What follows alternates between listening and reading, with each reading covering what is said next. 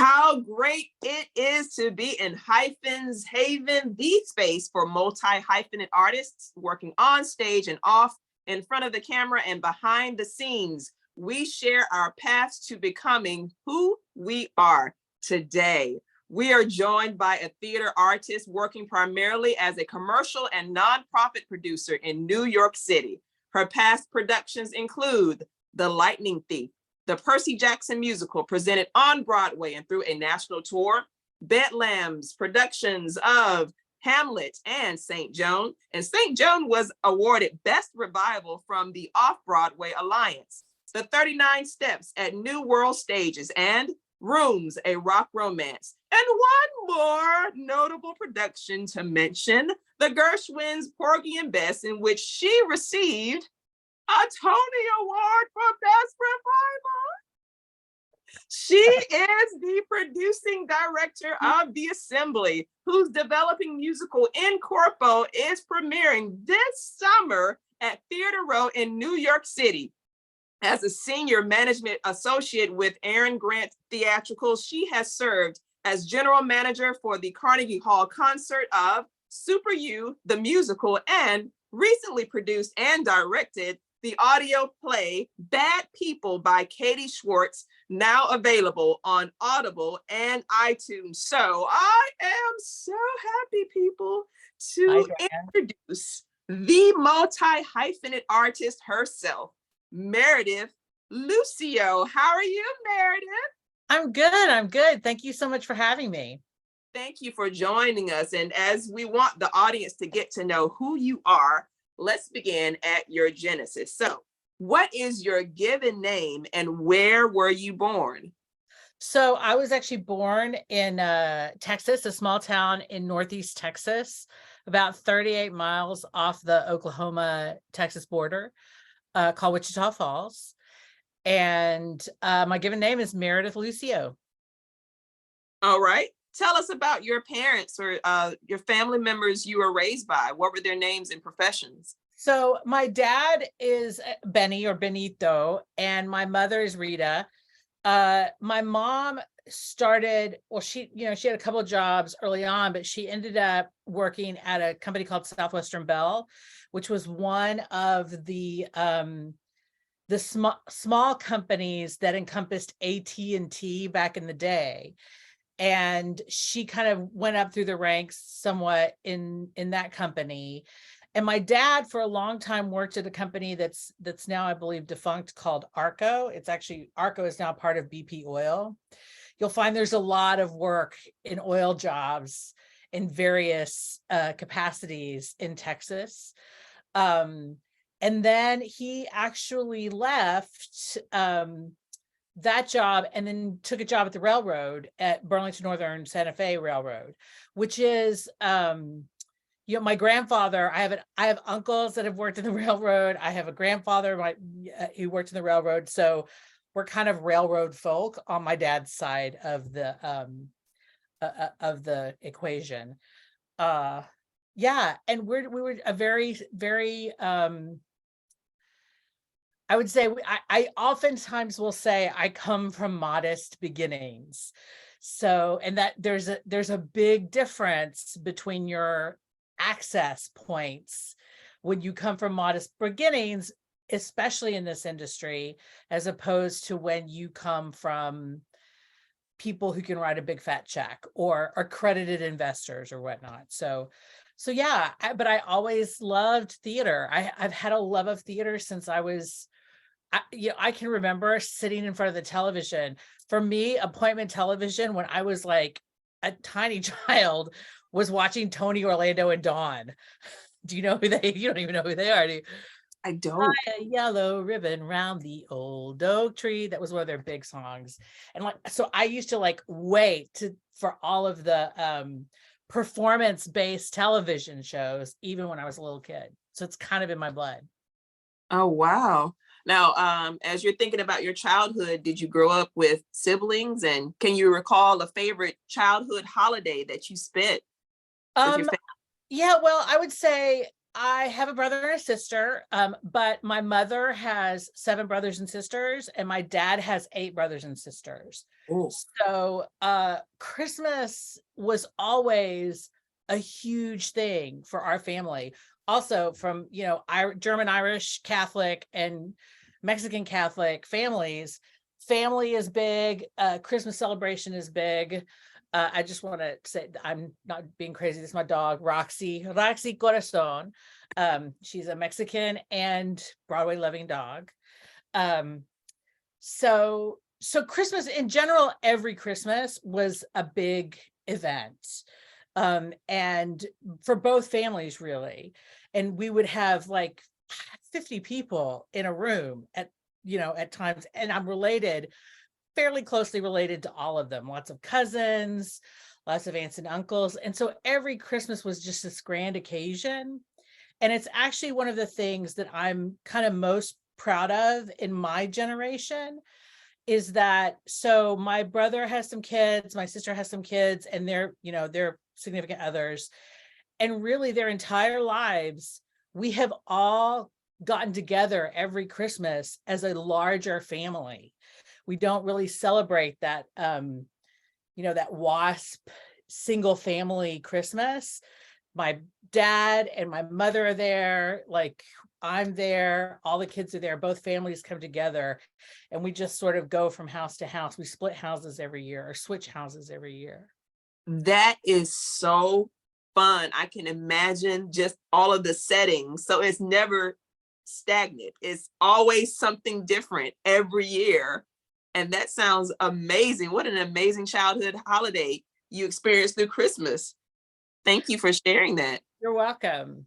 So let's think about your early learning days. What elementary school did you attend? And was there a teacher that you particularly loved during I had so many fabulous teachers. And even there was a woman that lived down the street from me when I was maybe 3 or 4 years old, and she was going to grad school. And part of her schooling required that she had to spend time with a preschool kid and work with them. And so I used to go to her house. I may be misremembering, but in my mind, I went for a couple of times, like regularly. It might have been one time, it might have been 3 times, but it made such a profound effect on my psyche that I remember it very like as a regular thing. And I would just go to her house and we would learn things, and we would put like shapes into this ball thing. And, she would teach me things. And so just even at that level, at that stage, I just remember having the idea of education being very important and sort of thrilling, actually. My grandfather on my dad's side, he actually had to give up schooling.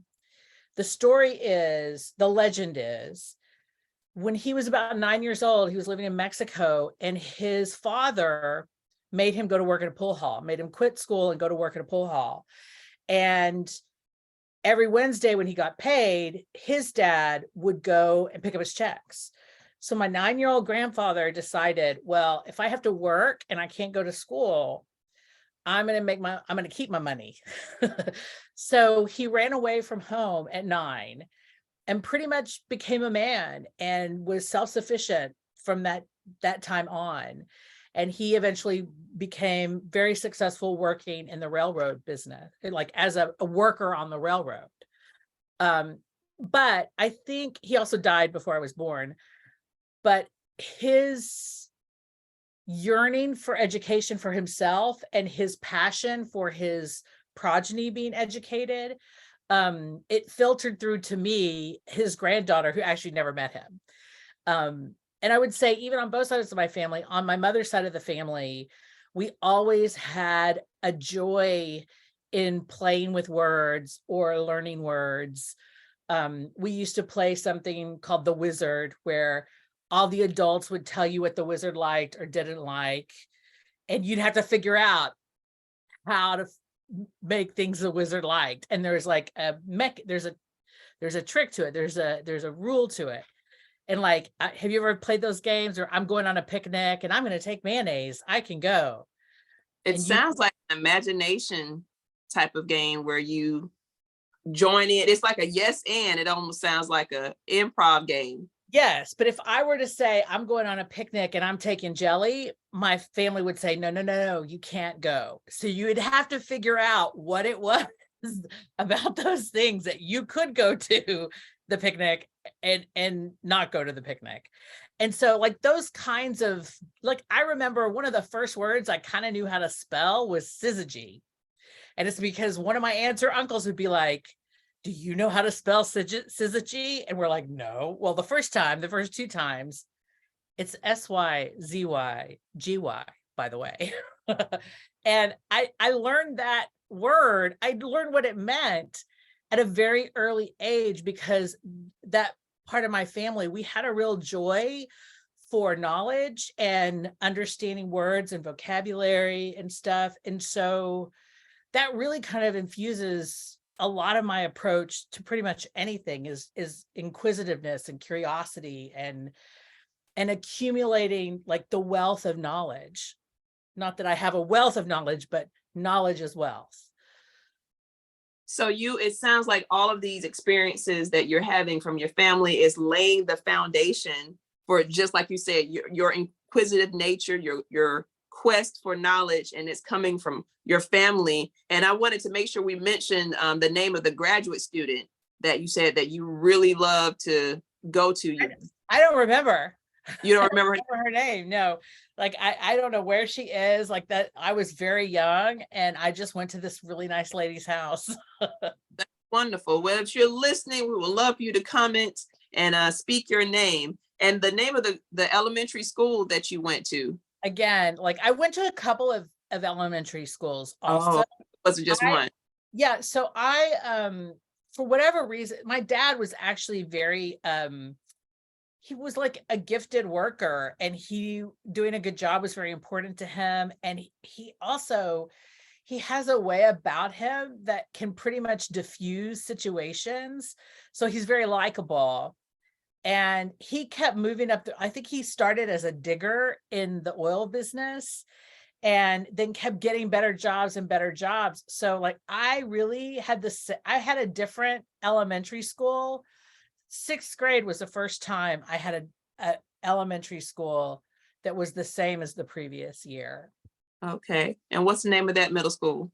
That was Notre Dame. And I actually went there until around I think my freshman year. I went there through my freshman year of high school. It was a Catholic school, very small Catholic school. And at the time they had an elementary school on one side of the street to 6th grade. And then they had a junior high school on the other side of the street. Okay. Was there a teacher that you enjoyed being around in middle school? So many great teachers. I will say this. My 8th grade teacher passed away recently. And so it's bringing up a lot of memories. Her name was Mrs. Beckworth. And she was this she was a statuesque, like beautifully voiced. Like she had a great voice and she used interesting words. And she had this aura about her of like she wasn't mean or anything, but she had this aura of holding you to a standard, believing that you should be at a certain standard. And you kind of wanted to rise up to that level that she envisioned for you. And I think so much about her. And it was decades, like only in the last 3 or 4 years, I found her son and we connected and stuff. And that's how I know she passed away recently.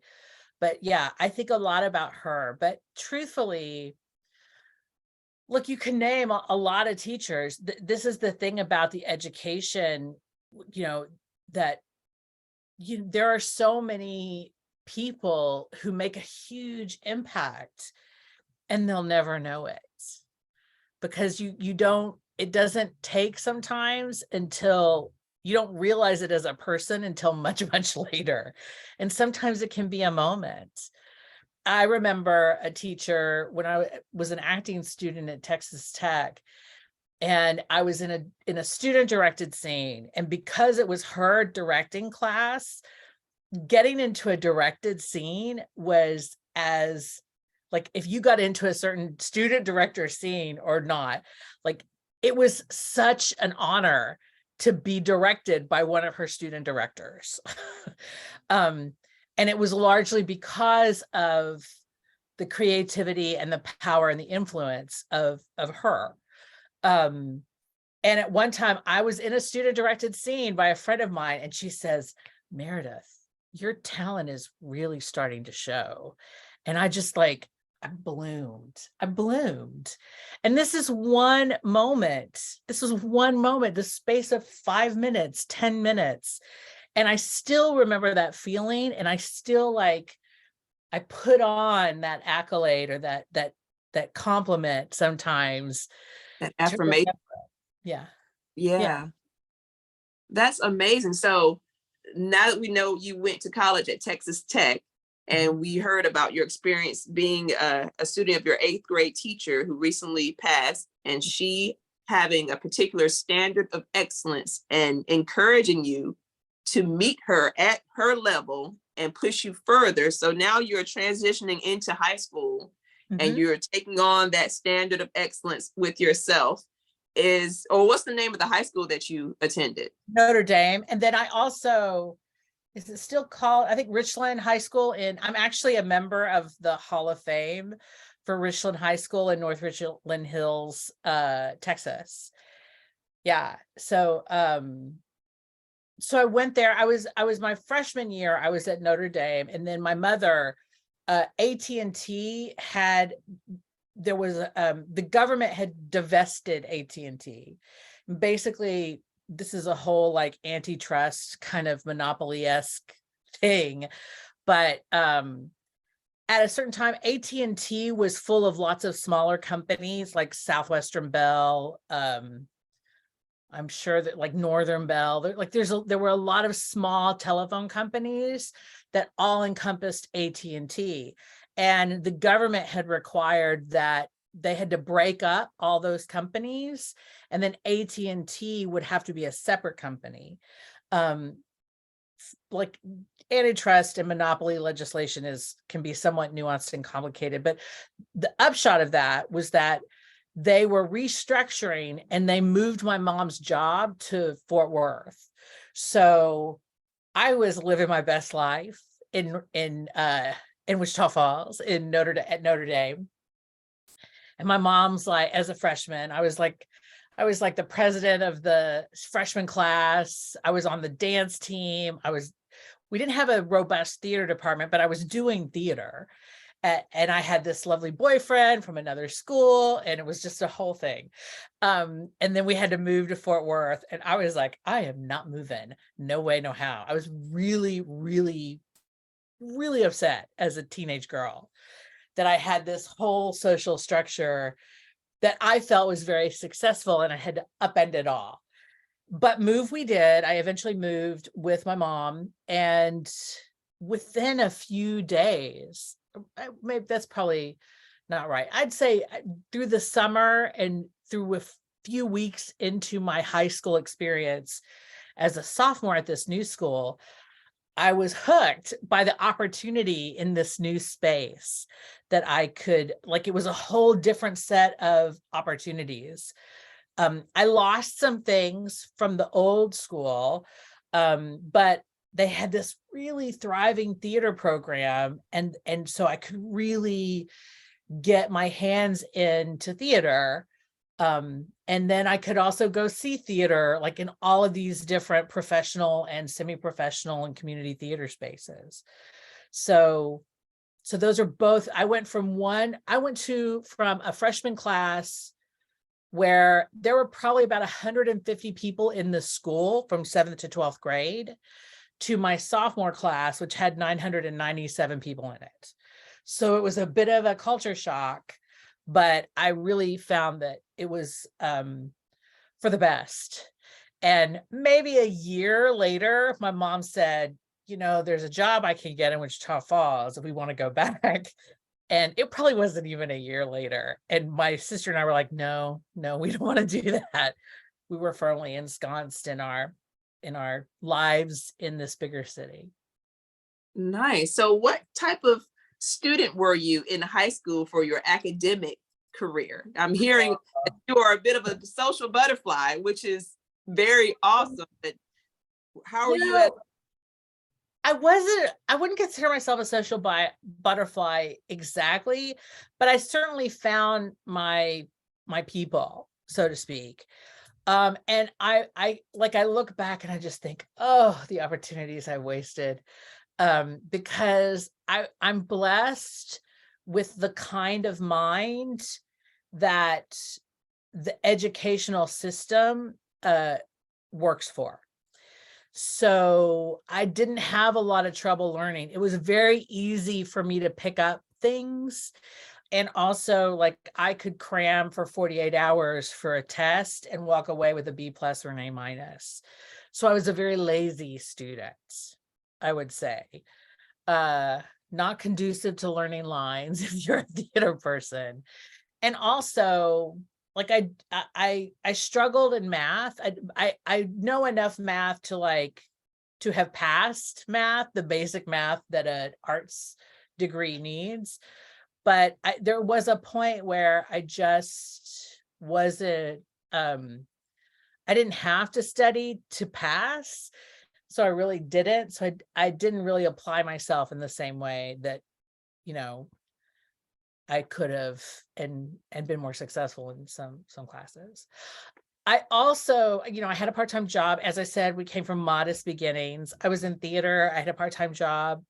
And so, like, I really I was doing a lot with a very limited amount of time. And so I kind of had to cut corners in some places here and there. It sounds like you learned some time management skills there. Well, I tried.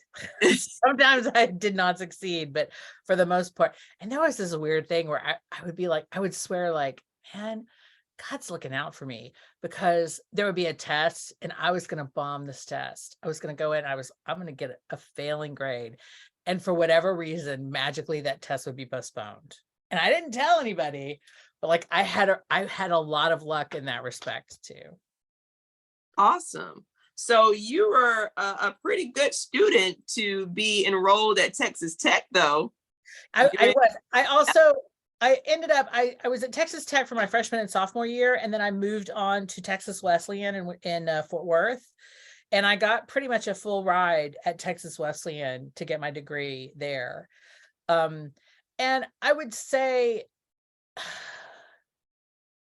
I think I could have been a better student. I think I was a gifted student so that I didn't have to work as hard. Like, I see some of my friends' kids and nieces and nephews, like, if you have an access issue and if your mind doesn't work in that way that is conducive to the education system, it's really hard. It's really hard for students. And it's not to say that I'm any smarter or they're less smart. It's just that I was getting what I need. It's like an accessibility point, right? Like, they were speaking my language, and so I could do the work fairly easily. I also think that I'm inherently, like, partially based on my family, partially based on things that inherently are me, partially it's on teachers and mentors who see more for me than I might see for myself, but that I am inherently inquisitive and interested in knowledge. And I enjoy it in a way that maybe others don't. So did you have the same major from where you started from Texas Tech, or? Pretty much. I think I was going for a BFA at Texas Tech, and they did not have the BFA. So I have a Bachelor of Arts in Acting and Directing at Texas Wesleyan. Okay. Is there a particular teacher that helped you in your final years? I do, like I said, there's loads of mentors that that have influenced me. And what's interesting to me, like, I also want to respect privacy for folks as well.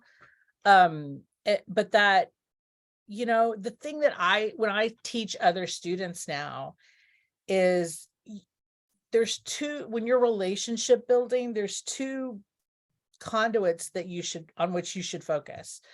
Yes, you want to meet the people who can be your mentors, who can help you, who have more experience, who have more access points, but you really also want to pay attention to and nourish relationships of people at your level. Because the thing, and they always say it's not what you know, it's who you know, and yeah. But like, that's the truth, is people, I've gotten interesting work from people who were my colleagues, my friends in high school and junior high. I've gotten investors from people who were co-eds with me at various parts of my parts of my schooling. So yeah, just like nourish your relationships, and know that, like, if you're in a theater department in high school, you like, look, you've got to stand your ground. You have to stand up for your principles, but also be really in community with everyone around you, because there are folks that can help you as you move forward in your own path to success. Yes, thank you. And as you are about to enter the professional world, you have your degree. Mm-hmm. Did your first major work come before you graduated or afterwards? Well, I had a boyfriend once who was he was Cypriot, actually, Greek Cypriot, and he read my tea leaves, and I don't know if I believe any of this stuff, or my coffee grinds. He read my coffee grinds, and he said, you're gonna meander and you're gonna eventually get somewhere, but it's gonna take you a long time. And that's pretty much what happened. Like, I was an actress for a while. I did a lot of touring with companies like the Nebraska Theater Caravan. I got to go to Alaska on tour, which was kind of exciting to me. And I toured with a children's theater. I toured the Southeast, and we would be professional actors working with kids in schools all over the country to do a show together, which was kind of fun. In a van, we would like run around in a van together. So one interesting thing I did in college, right as I was graduating, the choir which I was in was going to Russia. There was a 3-week trip to Russia in which we would get to sing in Russia, and you had to audition for it. So I auditioned and I got it. And our set list, the second act of our set list was excerpts from Porgy and Bess. So, and it was beautiful. It was an extraordinary experience. Like, we would be on stages, and this is a stage that Rachmaninoff, like, he would perform at. These are some like beautiful old theaters, beautiful landscapes. And so, and at one point, the maestro actually asked the soprano singing Summertime, like, you need to do that again for the audience, because it was so beautiful. Like, we had a thrilling experience, and it was centered around the music of Porgy and Bess. So when I got the opportunity to be a co-producer on Porgy and Bess, there was an element of my past kind of ringing a bell and saying, you should do this. From the seed that was planted. It was like a seed. Yeah, that's beautiful. I love that. So going back to how you were able to meander, as you said, you're working as an actress.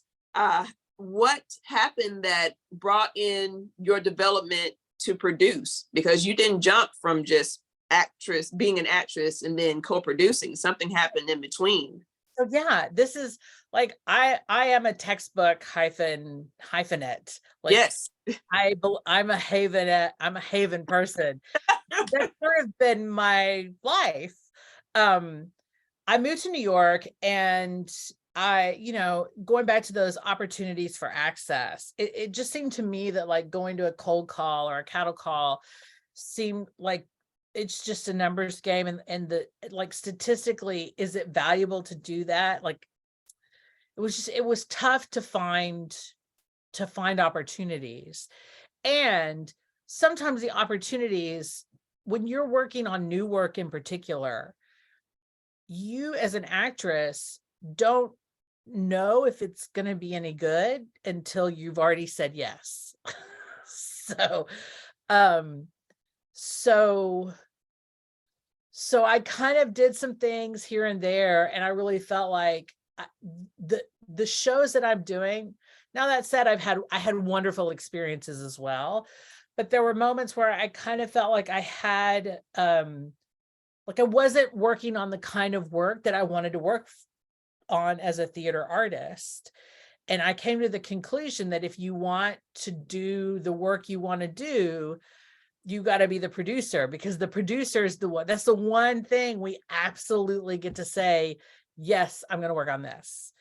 And so then I started dipping my toe into producing, and through there's a lot of wonderful organizations that can give you an open door into producing and give you information about producing.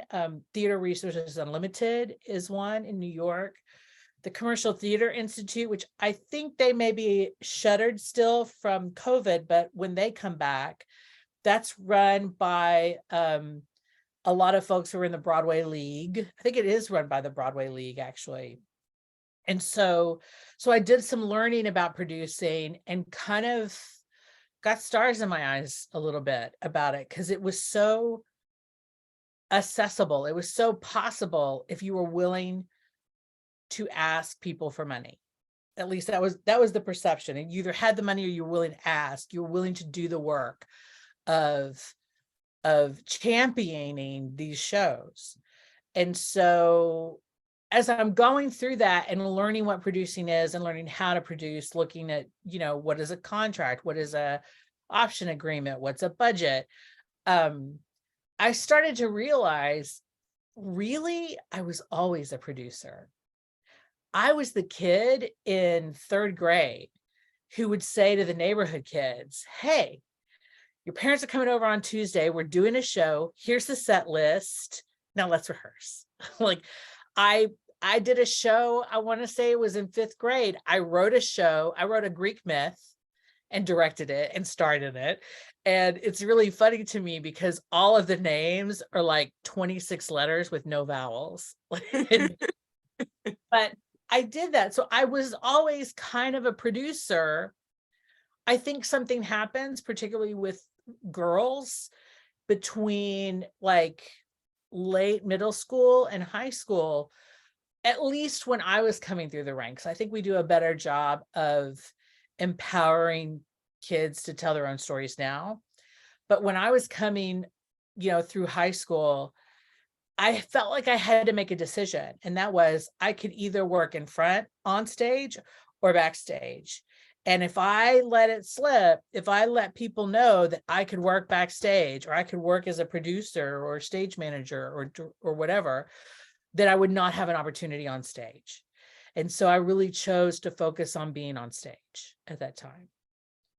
Now, I do wonder what would have happened if I had been empowered to do both. You be as awesome as you already are, but just on another level. Maybe with a couple more Tonys. I don't know. So share with us, what is your process of work? What does it mean to be a producer and employ the people that you need to employ to get this project together?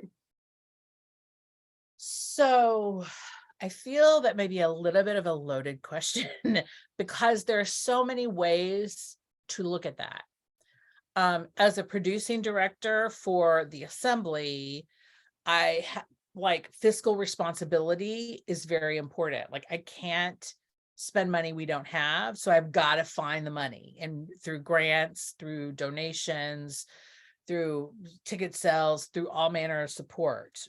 We're a 501c3 company, so we can take donations, we can take grant money, and understanding how to squeeze as much art out of every dollar, with the understanding that we have to get to a place where we're paying our artists adequately. This kind of gets into how we're, like, as an industry, I think we are largely mimicking the rest of the country, in that you have the 1% who's doing extraordinarily well, and then we're squeezing out the middle class in our, like, artists, the middle class artists. We have less artists who are making enough to live and support a family and hit all of those milestones a human wants to hit, like buying a house, taking a vacation, healthcare. And we have a larger, lower class of people who aren't making living wages, who are expected not to make living wages to do their art. And actually, if you look at something, I just saw this recently, South by Southwest, a very revered film festival, one of the top film festivals in the country. They're asking musicians to play for free for, exposure. That's still happening. People at companies at South by Southwest are still expecting artists to play for free.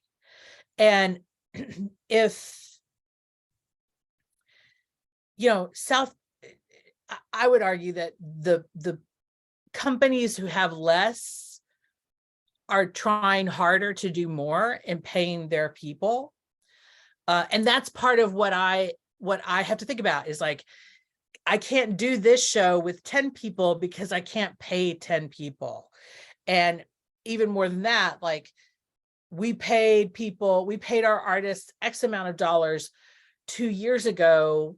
How can we get them up to this living wage? How can we get them up closer to a living wage? Because we're a small, scrappy, independent theater company. On the other side of that, like in the commercial theater realm, it's a very similar thing. Is like, it is very expensive to produce theater, to create theater in an industry is very expensive. Some of that is for very good reason. We're a labor heavy business, so we have to pay our people living wages. We have to think about the health and welfare of the artists who create. But it's difficult, it's complicated, because things are only getting more expensive, which means our tickets are getting more expensive, which means, again, we're squeezing out a middle class, an affordability, an accessibility sector. Like, people, like, we run, I'm totally diverting from the question a little bit, but I do think that we as an industry continually skate dangerously close to that line of being inaccessible and being elitist. And that's not what theater is. Theater is community. Theater is connection. Like, it is the thing that revives us in a world that kind of seeks to stymie those connections. Wonderful. Thank you for sharing all of that. And I hope those listening are picking up all of the pearls of wisdom that you are dropping, because you are surely laying out a pearl necklace. So no, and I can't even remember. I'm just totally extemporaneously speaking. I think I answered your question, but please feel free to. You really did. You dropped some organizations and all that so yes, you are dropping the knowledge, and I thank you for sharing that. So let me ask you, what is your goal professionally as you're working, nonprofit and commercial, and you have the talent for being an actress? So what are your professional goals? I mean, I think just like anyone, I'd love to cobble together. Truthfully, I like the fact that I don't necessarily do any one thing in a month or a week. I sort of like that sense of diversity. but I would love to cobble together some security, some stability. It wouldn't hurt if I finally got my Wicked, like that like I'm sitting here talking to you, and then I'll get a check for X amount of dollars because that show is doing so well. That would be great. So yeah, I just want to keep working. I want to get some jobs. I want to be able to tell some stories and shine a light on some new artists. Like there's two things. There's the like fiscal responsibility, me, like what do I need to live in this world? And then there's also like, what do I as an artist want to accomplish as an artist producer or producing artist? And really what's important to me is to make theater accessible. For one, we have to figure out how to make theater accessible enough that folks can come in without having to like mortgage their house or put it, pay periodically on a credit card or something. I also think about the stories that we're telling, and I want to create access for artists. I want to hear artists' voices that struggle with that access. And I do like, I went down the rabbit hole a little bit a couple of days ago about this whole concept of nepotism babies. And like, look, there are some fantastic artists who happen to be the children of high profile, legacy folks. And that's fine. But if you have to have a trust fund to be a writer or to be an actress, and that's kind of where we're at in a way, like you really have to struggle. You have to choose, am I going to get health care, or am I going to do this show that doesn't pay anything, but it's going to help me as an artist? It's going to fulfill me as an artist. There are artists out there making those kinds of decisions right now. And I think that our industry suffers because of it. I think the stories that we're telling suffer, the way we tell stories. So it's important to me to create access points for artists to be found, and then ideally to create a more sustainable theater practice so that people can, decide they might want to, buy a house or, go on a vacation at some point without having to put it on a credit card or whatever. Also part of that is equity, diversity, and inclusion, and really understanding, as I said, I'm the product of a Mexican family and Irish German family. And so I feel like I've said before, like I have one foot steeped in oppression and one foot steeped in the glory of like being ignorant, the beautiful white privilege where I get to pretend that nothing happens. And so, and I feel like the interesting stories are the stories that don't come, like I'm a traveler also, and theater for me is traveling. So if I can spend some time in a space that I have not connected to and living in that space because it's a writer whose perspective is totally foreign to me, their life, history, then I think that's amazing. So I think it's not just important for ourselves as a democratic country, but it is crucial to our art. It is crucial to the theater industry that we have a community that is diverse and equitable and inclusive. Oh, I'm so loving this. I love it. I love how you said we have to have these access points to get to know artists whose stories need to be told. And I love it. I love it. So another question for you. Can you name 3 artists that you'd like to be compared to? That's really hard because like I meander, right? As an artist, I meander. I just did this audio play, Bad People, and I directed it and I produced it and I even do a couple of voiceovers in it. And I love that. I love that I get to do that. I may be doing what is effectively some stage management work for a workshop element of the musical we're doing in the summer is called Corpo. And I may get to effectively be a stage manager for 5 days. And I'm kind of excited about trying that on and working, doing that work and being in the room in that capacity. So, but I don't necessarily aspire to be a stage manager. I could tell you who I'd love to work with. How about that? Yes. I would love to work with Drew Barrymore. I think I love that she has a production company. I think she's very thoughtful in how she tells stories and how she imbues them with a feminine perspective in a very commercial way. Who else would I love to work with? Would I go crazy to work with?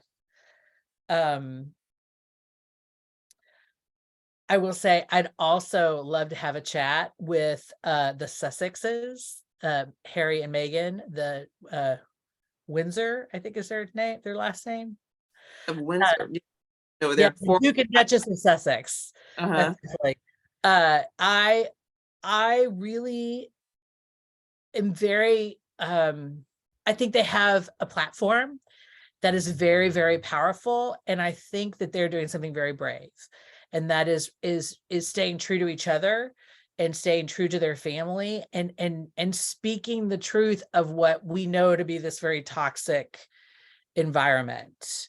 And so I'm rooting for them, and I would love to find ways to bring them to work with them. And then I have to think about, I'll tell you this, I'm working on co-producing a show that's going to be at La Jolla in February and March. And it is The Outsiders Musical. And it is written by Adam Rapp, and the music is by Jamestown Revival. And it's based on the book by S.E. Hinton. And so I remember this book as a child. I remember the movie. And I think the message is so powerful and profound. But they also tell a thrilling, dynamic story. So the producers on that are the Araka Group and Zoetrope Studios and Olympus Theatricals. And it would be a really amazing treat to work with them and be a part of that journey. They're the lead producers. And so that's kind of what I'm aspiring to and working towards right now. Awesome. All right, folks, we're coming to what is called the lightning round. It's a little bit of a lightning round. We want to provide more quick questions for you to answer to so that we can get to know you even better. So you ready? Now, some of them are quick responses and a couple of them require a little bit more thought. So I'll just give you a heads up. You ready? Okay. All right. Dogs or cats? Dogs. I've got a little Chihuahua right here. Window or aisle seat? Aisle. All right. What book would you give as a gift?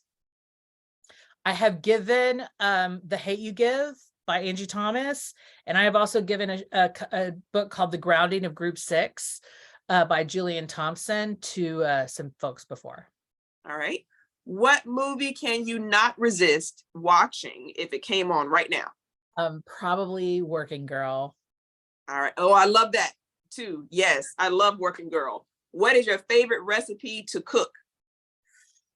It varies. I do love cooking. My grandmother's, I tweaked my grandmother's white bread stuffing recipe to be in a muffin tin, and I really like doing that. Okay. What makes you laugh the most? Funny people. My dog. I actually laugh a lot at my dog. She cracked me up. All right. What sound or noise do you love? I have undiagnosed, so not officially diagnosed, misophonia, which is the thing where sounds really affect you. Like there are some sounds that, like some voices that I'll hear and I get so angry. But there are also some voices that I can hear, like some people have a tone or a timbre to their voice. I could just listen to it forever. But also the sound of a train. I love the sound of a train. I feel like it's my ancestors saying hello. That's beautiful. All right. What would be your theme song or ring entrance music? Ooh, gosh. I love music. The first thing that starts, I put in my head, the first thing that came into my head, which is also one of my favorite, is from my favorite musical, is Dreamgirls. Where your dream girls, boy. Yes. I love it. My favorite musical. I love it so much. So let's say one of the songs from Dreamgirls, that particular one is playing, and you walk into an event, social gathering. What type of drink are you ordering? Sometimes I love a single malt scotch, but I am just as likely to order like a seltzer water with a splash of bitters in it if I'm just not feeling like having an alcoholic beverage. Okay. If you could choose one superpower, what would it be? I think it would probably be, I would say flying. No, this is what it would be. My superpower would be that I could be like, I dream a genie and be like, and be anywhere. If I could be anywhere in a moment, transportation, teleportation, that's it. Okay. And if you have that superpower that you are and you're there, who would be your arch nemesis? Who would be my arch nemesis? I don't feel like I could have an arch nemesis because I would just like go somewhere else. So, well, let's just say this, like Republicans at this moment, sorry, but like, Ted Cruz is a senator from Texas, and that's my home state. And I just, is my nemesis. Okay. If you could change one thing about yourself, what would it be?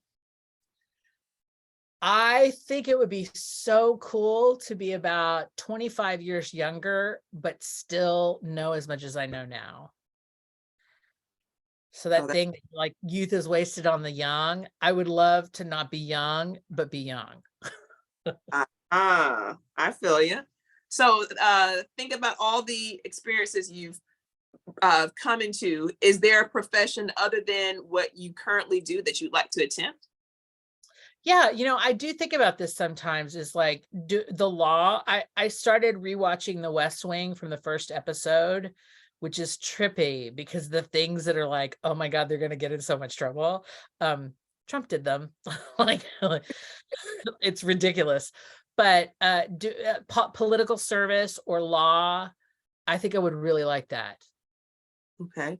And going from one extreme, the other extreme is, what profession would you absolutely, positively would never do? Plumber. It's just, I don't think the smell, I don't think I could do it. So props out there to all the plumbers, because man, I couldn't do it. Okay.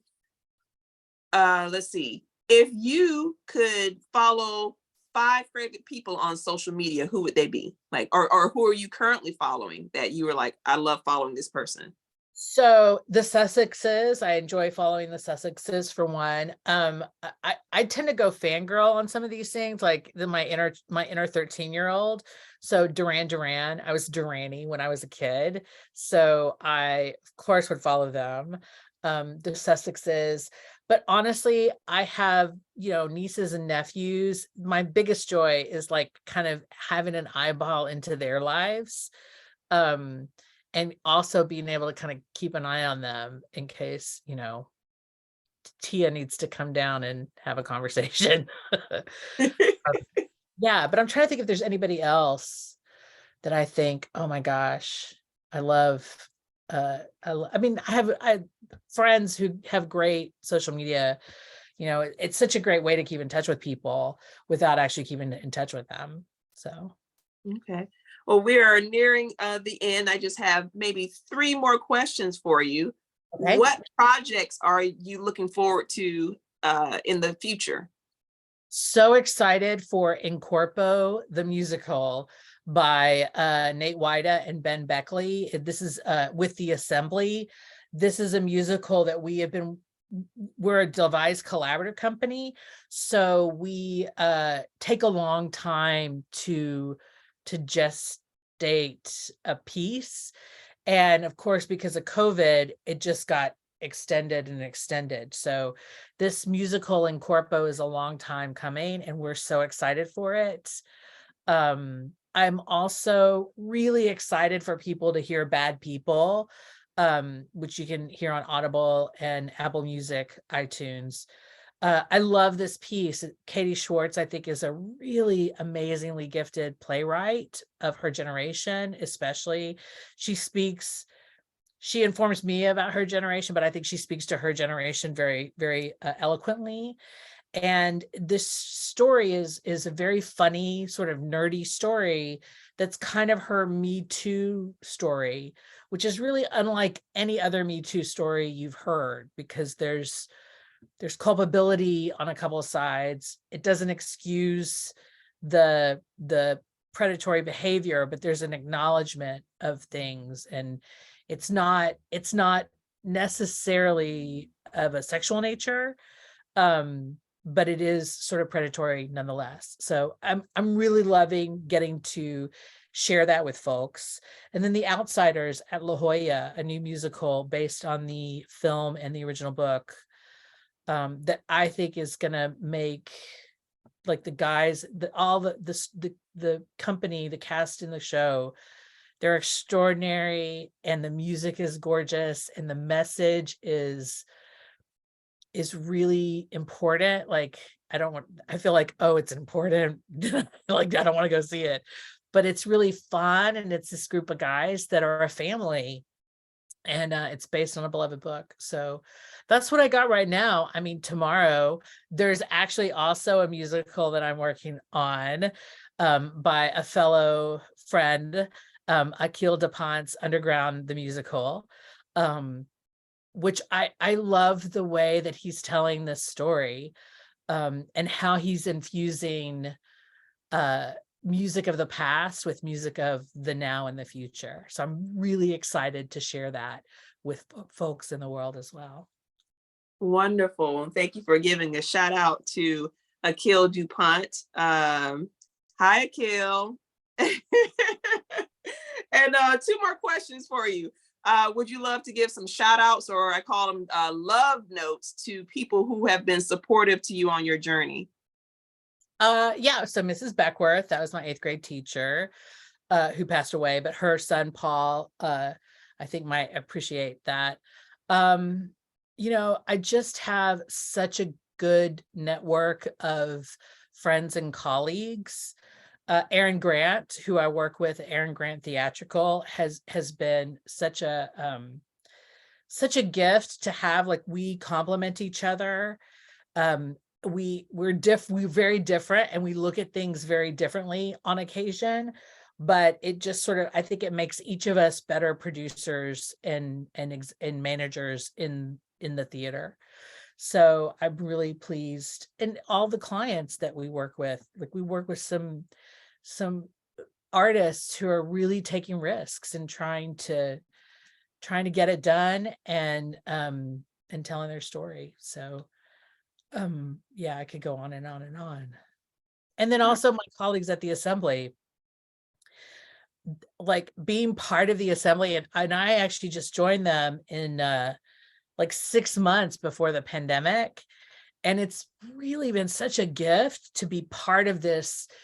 Like, we devise and collaborate, so there's very much community and discussion, and we kind of have stripped down this hierarchical idea of leadership to work together, and it just, I think it's changed so much of how I approach things for the better, even in my commercial work. So I'll do a shout out to the Assembly. Hey, Assembly. Hey, Assembly. So my last question for today: how can people learn more about you or follow you on Facebook, Instagram, TikTok, Twitter? Please tell us all. How can we contact you? So I recently started an Instagram channel called Backyards to Broadway, and it's TO, not the number 2. And it's a book I'm working on about producing, basically it's backyards to Broadway, how to produce your work at any level. Because basically the principles that I approach a Broadway show are very similar to the principles of if I want to do a show in my backyard. And it's not rockets. We're not rocket scientists. We just have accountability in how we approach our goals and dreams. So that's a good way on Instagram. I'm trying to kind of step away from Twitter a bit because it's just a little in flux right now. And then Facebook, I have a Facebook page called Theater Zen, THEATER. And then Zen, ZEN, and that's a good way to get in touch with me as well. And then also Aaron Grant Theatrical. We have a website. The Aaron Grant Theatrical website is theatrical.ag. You can look at what the Assembly does at Assembly Theater, and that's theater ER, THEATER.org. And yeah, send me an email through either of those places, and I'm happy to hear from you. Well, folks, we have come to the end of the spotlight for today's artist. If this podcast has helped you, please share. Be sure to like, follow, and subscribe to Hyphens Haven and Dream of Drea across all social media platforms. My name is Drea of Dream of Drea, production company specializing in driving ideas from pages to stages and from your dreams to screens. Remember, wherever you are right now is the perfect time to act on your dreams. We'll talk to you soon. Thanks again to Meredith. Thank you. We will see you next time and hear from you. Love you all. Thanks.